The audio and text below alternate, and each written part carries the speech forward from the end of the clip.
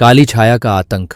गांव सुधापुर हमेशा से अपनी शांतिपूर्ण और सरल जीवन शैली के लिए जाना जाता था, लेकिन एक दिन इस शांति को एक मजाक ने भंग कर दिया।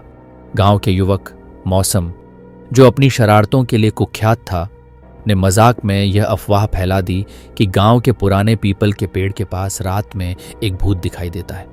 यह सुनकर लोग पहले हंसे, लेकिन धीरे धीरे डर उनके दिलों में घर करने लगा।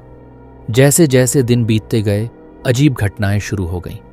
मवेशी बीमार पड़ने लगे, घरों में सामान खुद ब खुद गिरने लगा और रात के समय पीपल के पेड़ के पास से डरावनी चीखें सुनाई देने लगीं।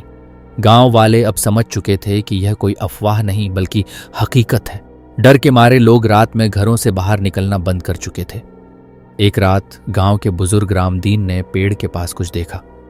एक ऊंचा काला साया जिसकी आंखें अंगारे की तरह जल रही थीं। उन्होंने अगले ही दिन गांव की पंचायत में इस बात का जिक्र किया। लोग सहम गए और समाधान के लिए इकट्ठा हुए। किसी ने सुझाव दिया कि गांव के बाहर रहने वाले एक नागा बाबा की मदद ली जाए। नागा बाबा, जो तपस्वी और तंत्र मंत्र के जाता थे, को गांव बुलाया गया। बाबा ने आते ही कहा, यह कोई साधारण भूत नहीं बल्कि एक काला जिन्न है जो इस गांव पर कब्जा करना चाहता है। इसे हटाने के लिए हवन और तंत्र मंत्र का सहारा लेना होगा। उस रात बाबा ने गांव वालों को मंदिर में इकट्ठा होने को कहा और खुद पीपल के पेड़ के पास गए। उन्होंने वहां एक यज्ञ शुरू किया। जैसे ही बाबा ने मंत्रोच्चार करना शुरू किया, पूरा गांव तेज हवाओं और डरावनी आवाजों से कांप उठा। पेड़ के पास से धुआं उठने लगा और वही काला साया बाबा के सामने प्रकट हुआ।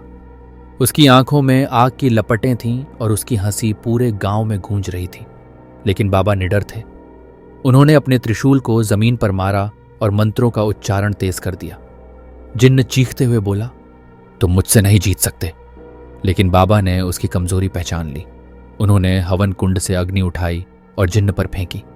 वह जलते हुए चीखता रहा और अंततः धुएं में गायब हो गया।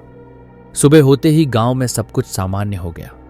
बाबा ने बताया कि जिन्न को किसी ने तांत्रिक साधना के लिए यहां बुलाया था, लेकिन वह बेकाबू होकर गांव पर हावी हो गया।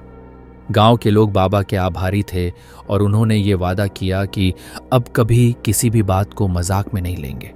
मौसम, जिसने यह अफवाह फैलाई थी, ने बाबा और गांव वालों से माफी मांगी।